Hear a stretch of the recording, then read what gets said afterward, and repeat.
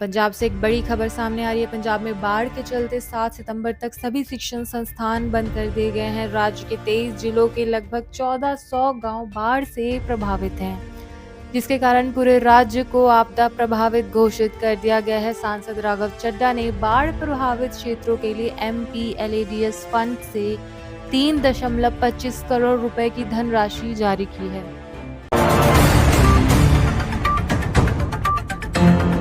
Delhi NCR में बाढ़ की चेतावनी के बीच बुधवार को झमाझम बारिश शुरू हो गई। यमुना का जलस्तर खतरे के निशान से ऊपर 207 मीटर तक बढ़ गया, जिससे चलते इलाके में पानी भर गया और लगभग 15,000 लोगों को विस्थापित होना पड़ा। सिंचाई मंत्री ने ITO बैराज का निरीक्षण किया। जलस्तर में कमी आने की उम्मीद है।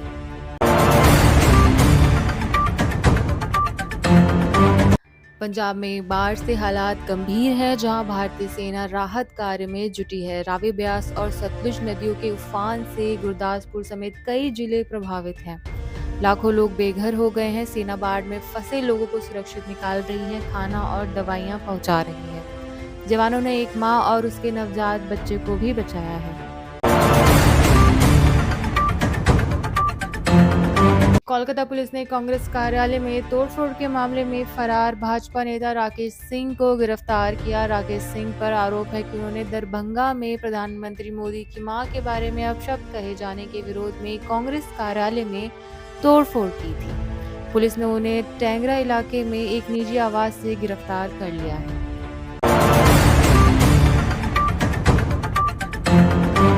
गृह मंत्रालय ने पाकिस्तान, अफगानिस्तान और बांग्लादेश से 31 दिसंबर 2024 से पहले भारत आए अल्पसंख्यकों के पासपोर्ट नियमों में बदलाव किया है। हिंदू, ईसाई, सिख, बौद्ध, जैन और पारसी समुदाय के लोग अगर 31 दिसंबर 2024 से पहले भारत आए हैं तो वो बिना पासपोर्ट के भी भारत में रह सकते हैं।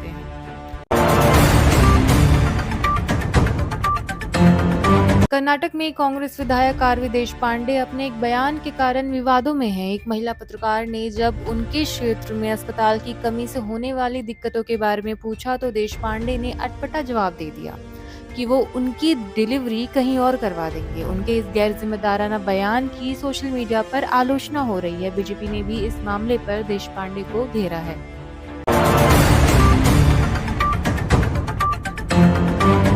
विदेश मंत्री एस जयशंकर और जर्मनी के विदेश मंत्री योहान वारेफूल की मुलाकात से भारत जर्मनी के रिश्ते और मजबूत होंगे। दोनों नेताओं ने वैश्विक चुनौती पर बात की और व्यापार को 2 गुना करने का लक्ष्य रखा।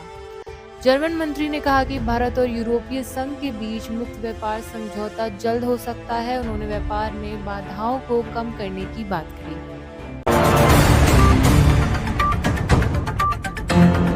शीना बोरा हत्याकांड में नया मोड़ सामने आया है। मुख्य गवाह विधि मुखर्जी ने CBI पर आरोप लगाते हुए कहा कि उनसे जबरन दस्तावेजों पर हस्ताक्षर करवाए गए।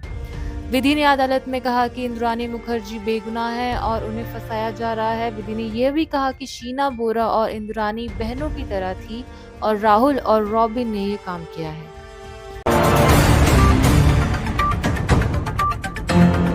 महाराष्ट्र के नासिक जिले में 3 नाबालिग युवकों ने एक व्यक्ति की हत्या कर दी। आरोपियों ने पुलिस को बताया कि मृतक उनकी महिला मित्र को परेशान कर रहा था। उन्होंने दिन दहाड़े नासिक के ठक्कर बाजार में सीमेंट के ब्लॉक से उस व्यक्ति के सिर पर वार किया, जिससे उसकी मौके पर ही मौत हो गई। पुलिस ने तीनों को गिरफ्तार कर लिया है और मामले की जांच कर रही है।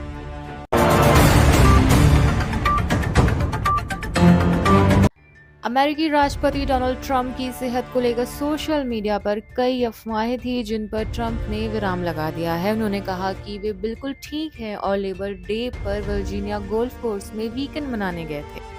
उपराष्ट्रपति JD वेंस के एक बयान ने इन अफवाहों को और हवा दी थी, जिसके बाद व्हाइट हाउस ने भी इस पर सफाई दी थी।